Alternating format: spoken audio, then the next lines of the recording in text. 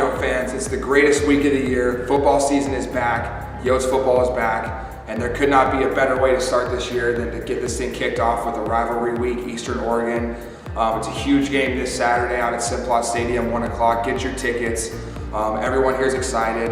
All the fans have heard about the Yotes being picked as to win the conference, starting out the year 15th in the country. Got a lot of guys back, got a lot of athletes on the team. Everybody's really excited about it.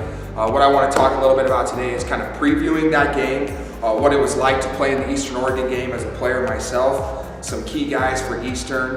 We're also going to talk to Coach Mo and preview, and we'll first recap how fall camp was, and then preview the game, some key players for them. So first and foremost, this is the most important game at C of I football. The Eastern Oregon game is the most fun, it's the most chippy, it's scrappy. Guys are going to get after it. It's a true rivalry week. Eastern Oregon, LaGrande, Oregon is only 2.5 hours away. This is the Battle of I-84, and just as a player, it's a really exciting time and a great way to start the year. So about Eastern Oregon, head coach Tim Camp, been there a long time. He gets his guys to play hard. That's really, when you watch Eastern Oregon on film, that's what will jump out to you immediately. They fly around, their defense is going to hit hard. In the years past, they did a lot of press coverage, and the defensive backfield, the DBs would really get in the receiver's face and cause problems at the line of scrimmage. Lately, they've been running a little bit more zone, so that's changed a little bit for them, but still their identity as a team is still the same. They fly around, they like to hit, they like to play a physical brand of football. Offensively, they're going to want to run it. A couple of key guys, key players for them. First of all, their returning quarterback, Kai Quinn. This will be his third year as the starting quarterback for the Mounties. He's a heck of a player. He can run, he can throw. He's got a great grasp of their offense, and they really can keep the playbook wide open for him at any time of the game. And he's a tough matchup and a good player. And he's going to definitely challenge the Yotes on Saturday. So look out for him. Also offensively, you got Victor Diaz, their running back. Returning running back, had about 700 yards last year, I think 9 touchdowns. Really good player. Again, physical runner. That's how all their running backs are always going to be. They're going to get downhill. They're going to get north and south. So that will also be a challenge for the Yotes. They're going to have to meet him at the line of scrimmage and match his intensity and get after him. Defensively, first thing for them starts up front. They got a big and athletic defensive line. D-ends, number 92 here, Sage DeLong, is a heck of a player. He likes to get after people. Also, Chase Van Wyck and Zach Jacobs, they're both returning shell players. One of them's a linebacker, one of them's a DB. They're both returners, impact guys for them. And again, defensively, they're sound. They're going to play their assignments. They're going to do the right things, but most importantly is they're going to challenge you and be ready to hit. So make no mistake, this is a rivalry game. I think one of the most interesting things about C of I, starting their program off, and this is the 6th year of games, it's hard to create those rivalries, right? So when you haven't played these teams very long. However, we've played Eastern twice every single year. This will be the 11th time when we've played them. We're 5-5 all time, so it's a very even split series. And this game is going to say a lot about where both teams are at. Both teams finished 6-4 in the league last year. Both teams are coming into the year with high expectations, with expectations of being able to win this league and make a deep run into the playoffs. It's 1 week at a time, and it starts with Eastern Oregon. So it's critical for the C of I Yotes for this season to get out to a fast start, and not only just for the whole season, but in the first quarter of this game is to get out and flying around. And I know a big part of that's going to be the energy from the crowd. So get out there. Let's have an excellent atmosphere. Let's be loud. We'll see you guys at the Yote fan tailgate. It's going to be a heck of a time on Saturday. I can't wait for it. I know. I wish I was playing in this game still as a player, but I'm excited to see these guys fly around and go Yotes. Let's beat OU. How's it going here with head coach Mike Moroski? Previewing the Eastern Oregon week. It's the best time of the year. We just talked about that, how it's football is back, Yotes football is back. Big game this Saturday, starting out the season with the rivalry week. So before we kind of get into the Eastern Oregon prep and previewing that game, first I want to just talk to Coach Moroski here about how you felt about fall camp, what you saw from the team, and just your initial reactions about how camp went for you guys. Yeah, fall camp has been great. It's we have a mature team, and that's not to say that we're overly experienced. We have a lot of experience, and that just helps the overall feel of things. our young guys are conscientious, and a bunch of them are going to play. So will we be seasoned and at every position? Probably not. That's the way football is, and there's always injuries, and we've worked hard on developing the depth. So check that box. We got a lot of guys, a lot of reps. We really front-loaded camp, Brock. I was telling you that earlier today. The first 8 days were as hard as we've ever gone. Most physical, most tackling, most stuff like that.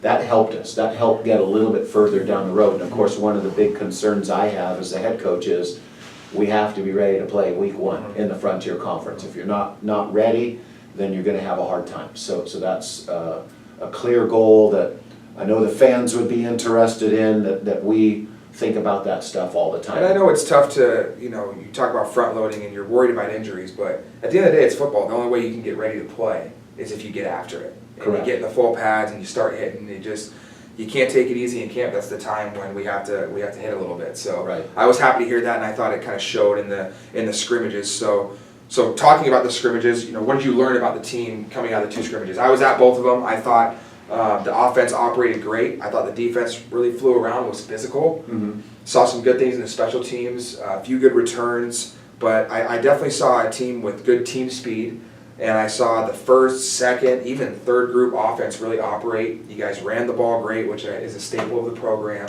But for you personally, what did you learn about the team coming out of the scrimmages? Well, offensively, I thought we displayed good variety, which we need to do, and it helps having Darius at quarterback, and everybody knows about him, so he's not going to be a surprise to anybody, and our run game's not going to be a surprise to anybody. We need to solidify some things up front, and I've had a couple dinged up guys there.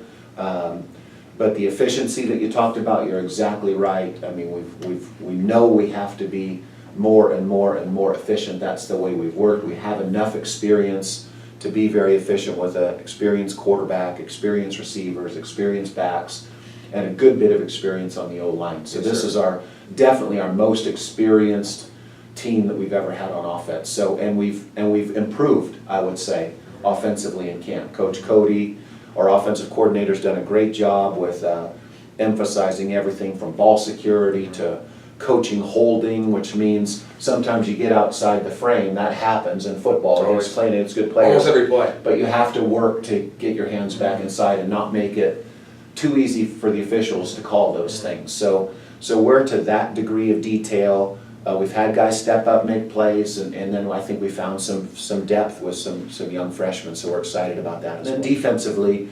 love where we are. There's going to be a lot of young players, even though we have a lot of returners. But you felt good about the recruiting class coming in with those guys too. Absolutely, especially in the back end, in the secondary and linebackers.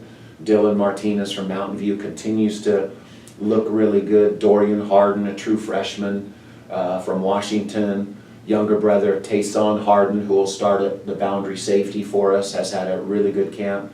Bridger Marbo from Eagle High School has also had a good camp, so we're finding a place for him to play. But then we have David Ford has to have an excellent year. He's been dinged up with injuries the past few years. He's a guy that we're really counting on to have a great year. Tristan Alisi could play a couple different positions depending on the injury situation, but he's just a real leader and a very, very good football player. Talk about the depth of your D-line, because I know that's going to be a huge thing for you guys. Yeah, we'll be D-line by committee. So you're exactly. I think we got 8-10 guys who could play, which will be a real luxury for us. On the inside, Zach White, James Roy, Demetrius Towle probably was the defensive player of the camp, and so he's really come on. I think Armand Nance from Boise State fame has done a nice job developing technique in Meach. Then we have a couple young freshmen. Then at defensive end, we have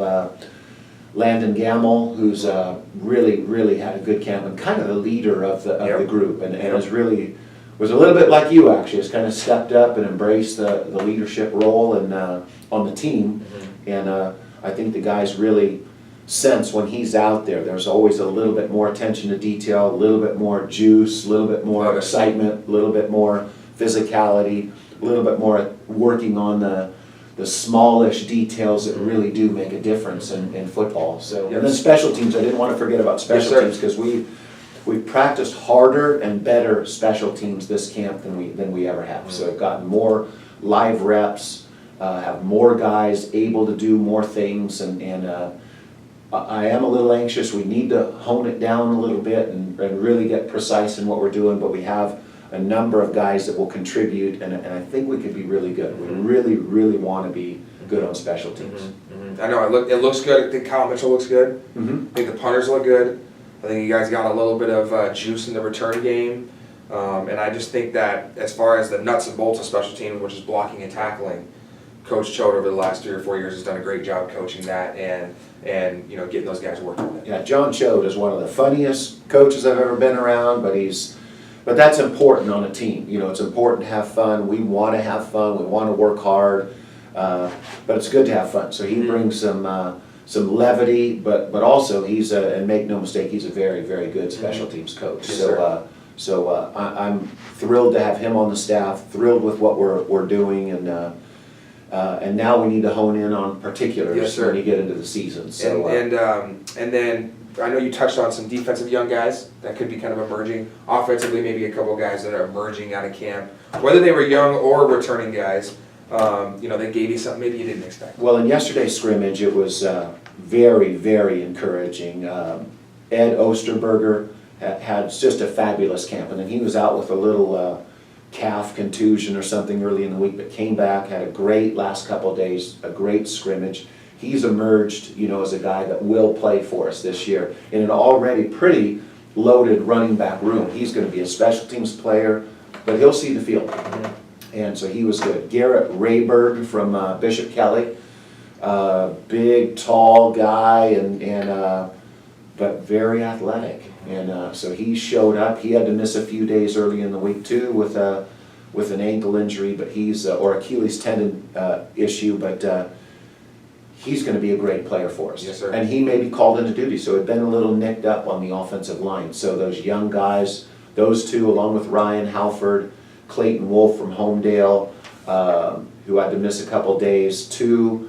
It's been a long, hard, tough camp. But I think that's part of the method was we have to get the young guys ready if we're ever going to develop that depth. So that tight end's pretty experienced group.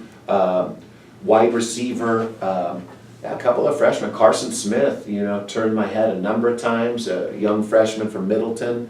I believe he'll play for us, Broch. I mean, and then Isaiah Veal, who's a redshirt freshman from Santa Barbara, California. Really did some good things yesterday. Yep. So those are the I love Jablonski. I really liked Blake Jablonski. Oh, Blake Jablonski. He's everybody's favorite. Yeah. So, he just makes plays. I mean, he gets open and he makes plays. Yeah, he's a football guy. He loves to compete. One of those guys that always shows up. And we need to get him dialed in the punt return game, because I think he might be capable of doing that. Tayson Harden will also do that, but the return game, we do have lots of options. But Blake is fantastic. Yep. Fantastic attitude and a great young man, and we're excited about it. Yeah. So moving on to the preview of Eastern, obviously, we're in week 1, so there's no really film to go off of. All you can do is watch last year, which everybody in the league is a little bit of a revolving door. There's a lot of turnover each year. So, but this will be your 6th season coaching against Coach Camp in Eastern Oregon. So, what are your thoughts on them as a program and what it's like to coach against Eastern Oregon and Tim Camp over there?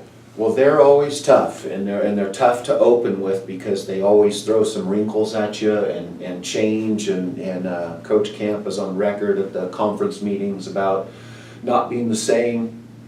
And anyway, I have the utmost respect for the program, and their quarterback especially is a real problem. I mean, he's very, very strong and tough, and just a durably good football player that we need to find a way to tackle, basically. Yes, and he throws the ball well enough to be scary. They have a good running game. They've always been good up front. Coach Camp is an O-line guy, and they're good up front. They got a couple big guys, and we're going to have our hands full against them. Defensively, they have the 2 best defensive ends in the league, and So they're going to be formidable, and our O-line is going to need to be ready, and schematically we'll have to be adaptable enough if they change things to modify our approach and make some adjustments. So the real key to the first game is making adjustments probably. Yeah, and and I also just think too, being a part of the rivalry and being a player in it, we got to match the intensity. You got to match the physicality, which I don't think is usually a problem for us. Well, it was last year, in the opener last year. Okay. They took it to us. Yeah. And we scratched and clawed and got ourselves back in the game, but we let them Set the tone on you. set the tone physicality-wise, and hats off to them. And we learned, and I think we set the tone the second game last year, but we got to be able to do that Right. early in the season. Because I think it just, a lot of it, everyone's going to have nerves. Teams get better throughout the year, and so I think the first week is, let's get out there, let's fly around, let's put some hats on hats, and it's a rivalry game too, right? It is. I mean, it's going to be a little bit of knockdown, drag out, and that's how it should be treated. And so I think for the C of I Yotes is, the scheme's going to be great, but I think just fly around and let's punch some people in the mouth, and I'm sure they're going to deliver some punches too. Yeah. And let's have fun with it and just kind of light the hair on fire and get after them. And if we do that, we should be in pretty It good is just shape. so darn exciting. There's not a better time of the year than late August and football, college football particularly, and I've never been more excited in my life about our team. Even the opener playing a great, Couldn't have been better to have great that scheduled team, as the opener. and they'll bring a bunch of fans over, and it's hotly contested with the fans and the players alike, and our students. It's a big deal. It's a big game, but that's what college football is all about. Yep. Is big games. Yep. So I welcome it. I'm so Yeah. glad it's them and not some preseason. Yeah. And that's why I think game that we're supposed to win. This is an even Steven game. Yeah. It couldn't be more exciting. We're going to be excited. Yeah. We're going to be ready, and have the utmost respect for Eastern Oregon. I think it's going to be a fantastic game. That's what I think too. I think it's always close. We're 5-5 all time, right? Played them 10 times, and it's split right down the middle. You kind of never know when the Mounties and the Yotes line it up. You just never know what's going to happen. It doesn't matter. Both teams have won on the other team's place. There's been road wins. There's been blowouts. There's been close games. You've had it all. Right. And so you never really know, but it's going to be chippy. It's going to be exciting, and let's go get after them this week. It's going to be great. Awesome. Thanks, guys. Thanks. Thanks, Coach. Thanks, dude.